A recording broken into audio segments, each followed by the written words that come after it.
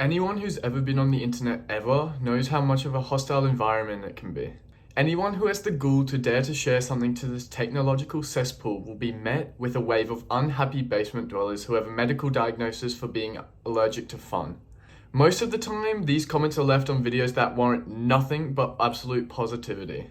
I remember when the Matildas beat France in the penalty shootout in the 2023 Women's World Cup. It was a historical moment for Australian sports. I remember for the next couple of days after the game, the entire nation was just absolutely buzzing as the Matildas prepared for their next game.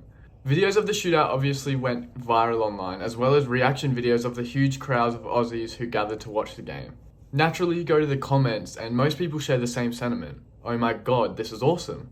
Unfortunately though, you get a little bit too curious and you're reminded that no matter how positive something may be, no matter how impossible you think it is for anyone to view this as anything but incredible, you're wrong. You're proven wrong time and time again, and you realize that there would be literally nothing in the world that could happen where everyone would unanimously celebrate and accept it. This sentiment rings even truer for more niche topics that perhaps aren't as widely celebrated as sports. For the entirety of the internet, people that post things that aren't seen as normal have long been ridiculed. The one that comes to mind first, for me at least, are furries. Furries have been the punching bag of the internet for as long as they stepped into the mainstream. I myself have dabbled in a little bit of furry slander, liking furry cringe compilations or sending a furry TikTok to my friends. A majority of the time, these TikToks would literally just be a furry dancing to a popular song, but they literally wouldn't be doing anything weird, but apparently grade 8 Ty and his friends thought it was egregious for people to have a hobby. As of lately though, a particular type of comment has been increasing in frequency under videos that would have been considered cringe in the past. A comment which I would have previously considered to be a complete impossibility. A pipe dream conjured up by some dream SMP stan crying under his covers after getting called a slur. This single comment has started an unforeseen trend of acceptance that, in my opinion, could be the catalyst to a different type of internet. A utopia where everyone can post whatever the hell they want without the unwanted opinion of those pesky Debbie Downers. You know what? Hell yeah. Please subscribe. The physical response to cringe, that visceral reaction in your stomach that you get from experiencing an uncomfortable. The physical response to cringe, that visceral reaction that you get in your stomach when you experience an uncomfortable thing, is an innate thing that we cannot control.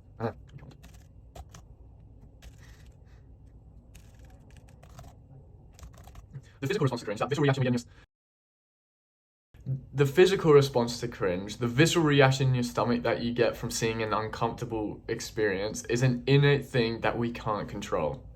Someone voice cracking while giving a speech, for example, is an embarrassing event that everyone could relate to and understand that that moment was innately cringe, because it produced an uncomfortable feeling which comes from the acknowledgement that we ourselves would not want to be put in that situation.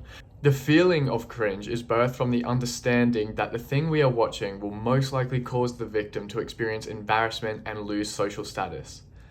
Therefore, our understanding of what can be considered cringe can be influenced by what is socially accepted to lower one's social status and produce embarrassment. Online trends have had a massive influence on the behavior of the people who are consistently accessing the internet. The way the masses react to a certain thing can mark said thing as either desirable or downright criminal, whether it be something as trivial as a certain fashion accessory to something as grand as an entire lifestyle. In this way, the reaction of viewers on certain topics can influence their frequency and end up shaping the culture of an entire society. Take jorts for example. A year ago, the only people who wore them were old men who couldn't decide if they wanted to fully commit to wearing pants or shorts. But somehow, when some brave young people decided to shop at a retirement home, videos of people wearing jorts started gaining traction. And now, if you go to a house party in Australia, every single guy, including me, will be wearing jorts. Similarly, in Australia, we have a federal election coming up. And even though I'm not old enough to vote yet, I get heaps of videos on my For You page talking about who to vote for and why the other candidates are a bad choice. Then, going to the comment section, it's always full of people arguing on who the best candidate is, but doing it through the brain rot language of emojis and attacking the appearance of the candidates over their policies.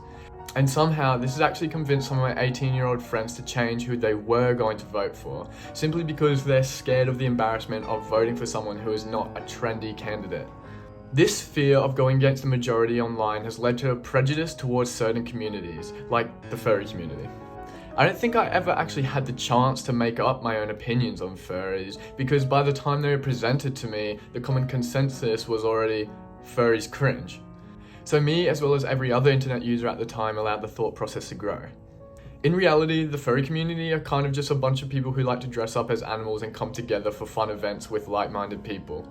There are a few furries at my school, and every single one of them was super kind and accepting people, despite the ridicule they faced. Most fandoms that actively post on social media have had their public perception shaped by internet culture. When people start posting about some media that they're super enthusiastic about, this apparently sounds alarms to all internet users, and they're instructed to leave hate comments on the videos of their fandoms. This leads to people who are in those fandoms to no longer want to associate with them in fear of being ridiculed. Do you think that in this day and age, a person who enjoys watching Dream would ever put a sticker of his smiley face on their laptop anymore? I don't think so. Wait, does that guy even post anymore? He's talking to mine. Bad example, but you get my point. So, these are some examples of how trends can negatively impact the public's view of a certain thing or group, and cause viewers to view them as bad or cringe. But what if this power was weaponized for good? What if, instead of harnessing peer pressure to make one thing undesirable, instead the undesirable thing was now the very act of judging? You know what? Hell yeah is a kind of copy-pasta comment that, as of late, has been plastered under the videos of people who, just a few months ago, would have been filled with skull emojis and hell nahs. Somehow, within the span of months, what was once considered cringe is now simply seen as an expression of one's interests. You know what? Hell yeah has served as a catalyst for a slew of other common comments, like blank hate is so forced. It seems that even though it was commonly accepted to bag on these communities, deep down, no one actually really knew why we were doing it. And when one person finally broke silence and went against the grain, it served as a catalyst for everybody else to finally break free of this cringe culture and realize that maybe it's kind of just not that deep. Literally, what's going to change in my life if someone puts on a tail or likes Dream? Wait, I gotta remove that from the script now. You can't like Dream, sorry, he likes kids. It's becoming a trend now to actually call out the people who still incessantly bag on these communities that are just trying to have fun, calling them goofballs, and understanding that these bullies are probably just young teens who think that to be cool, you have to distance yourself from the groups that are seen as uncool, just like how me and so many others did. This isn't to say that hate towards cringe people are now gone, but now, instead of being targeted towards groups who are really just trying to have fun, it's now being targeted at people who desperately chase what they think is cool. Those slow down videos where someone does something cool and then looks at the camera for approval are plastered all over my For You page. People who are so desperate for clout that they put on some persona of what my 5-year-old self thought a cool guy acted like. Aura farming, I think it's called. But it's interesting to see how the targets of the online masses has changed so drastically over the last few years. Maybe this can be chalked up to the user base of apps like TikTok growing up and maturing, but it's definitely a change for the better. I know that a few years ago I would have never posted anything like this, but now it's like, even if people think that what I'm doing is cringe, I'm having a good time. So I don't really mind. And yeah, bye bye.